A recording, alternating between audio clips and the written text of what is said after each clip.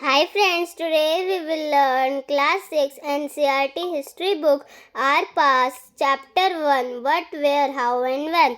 This is part 2. So let's start.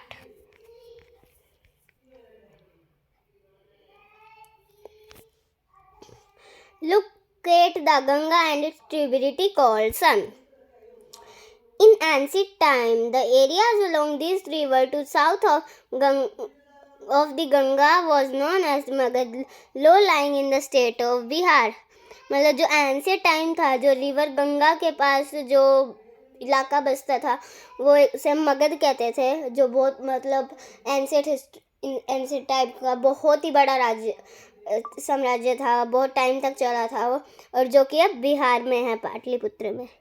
Its rulers was very powerful and set up a large kingdom. Kingdom were set up in other part of country as well. ये जो empire है, इसके जो राजा थे वो बहुत powerful होते थे और उनने बड़ा सा राज्य बना रखा था. उनके जो किंगडम है वो कंट्री से बाहर भी थे.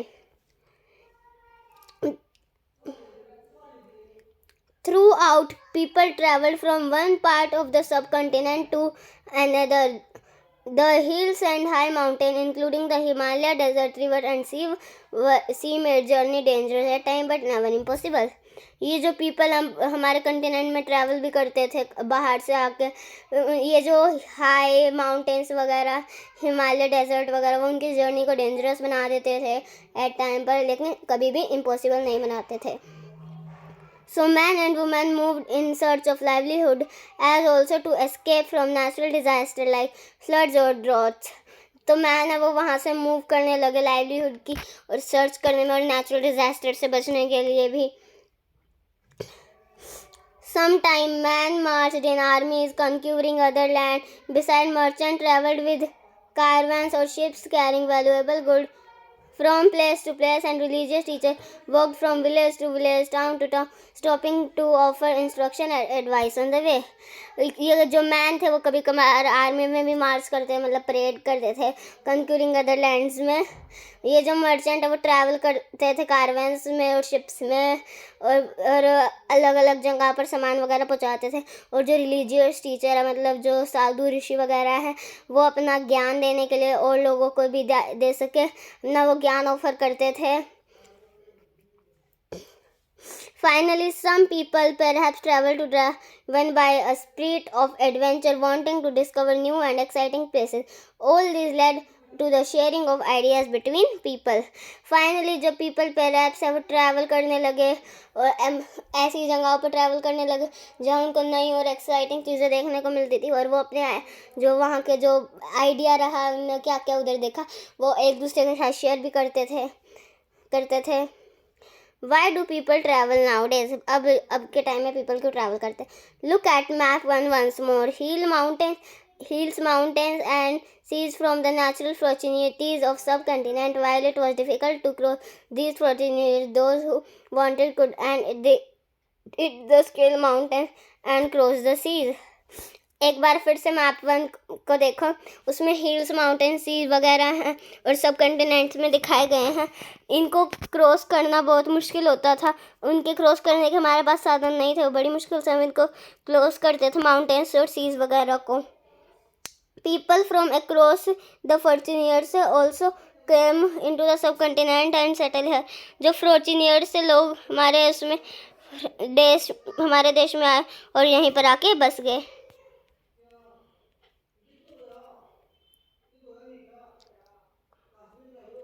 This movement of people enriched our culture tradition. People have shared new ways of carving stone, composting music and even cooking food are several hundred of years. ये जो people की movement थी वो हमारे ट्रेडिशन कल्चर को enrich करने लगी. People हैं वो नए तरीके शेयर करते थे, स्टोन पे कार्विंग करने के और कुकिंग के भी करते थे 100 साल तक. Name of the land. Two of the words we often use for our country are India and Bharat. The word India comes from the Indus called Sindhu in Sanskrit. हम अपनी कंट्री को किस नाम से जानते हैं, इंडिया या फिर भारत. ये जो इंडिया वर्ड है वो इंडस वैली से आया है, जिसको हम संस्कृत में सिंधु नदी भी कहते हैं. Find Iran and Greece in your atlas, आपके पास एटलस है, उसमें आप पहले ईरान और ग्रीस ढूंढना. The Iranians and the Greeks who came through the northwest about 2500 years ago and were familiar with Indus called it the Hindos or the Indus, and the land to the east of the river was called India. ये जो Iranians और Greeks हैं वो 2500 साल पहले हमारे देश में आए थे और इंडस से बहुत फैमिलियर हो गए थे. वो इंडस नदी को हिंदोस या इंडोस कहते थे, और जो लैंड थी जो उसके उस इंडस रिवर के ईस्ट में थी उसको वो इंडिया कहते थे.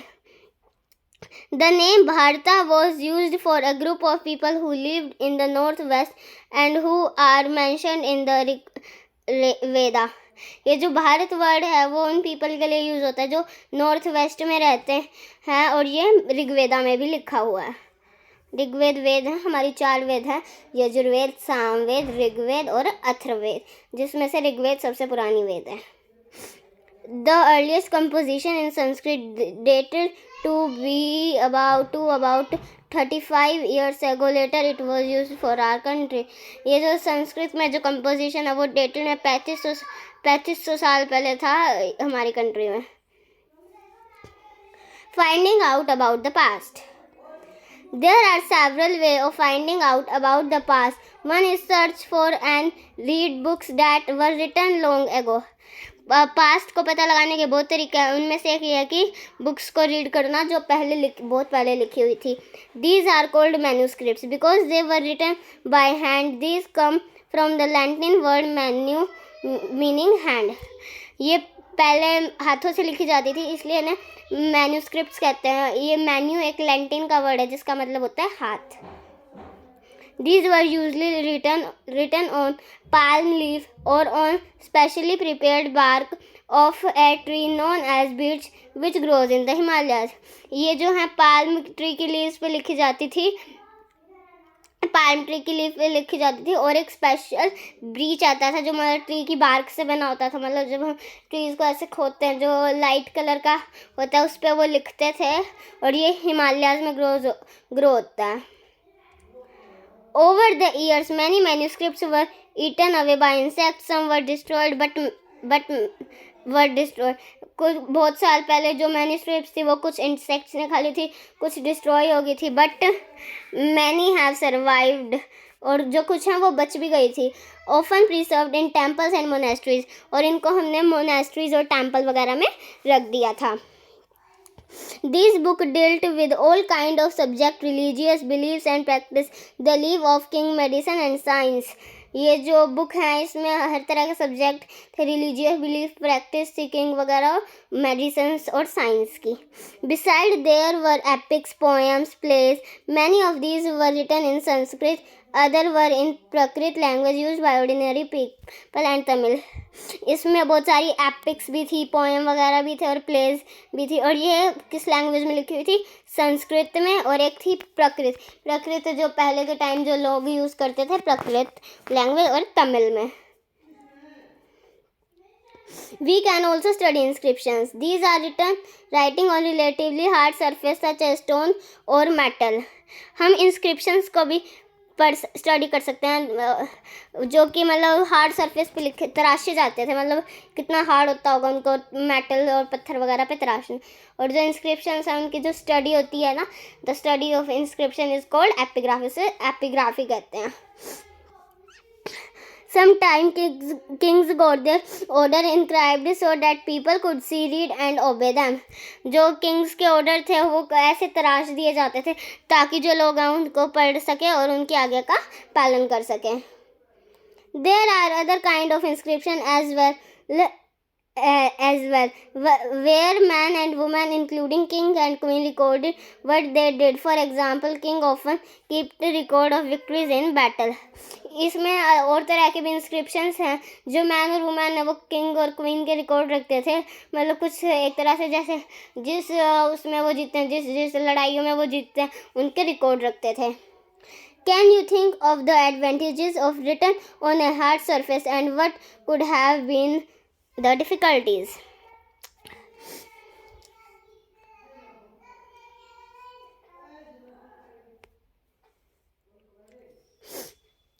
There were many other things that were made and used in the past. Those who study these objects are called archaeologists. और पहले के टाइम पे और बहुत चीज़ें बनी थी पास्ट में जो बनती थी और यूज़ होती थी, और जो इन चीज़ों को स्टडी करता है उन्हें आर्कियोलॉजिस्ट कहते हैं और उस स्टडी को आर्कियोलॉजी कहते हैं. They study the remains of buildings made of stones and brick, painting and sculpture.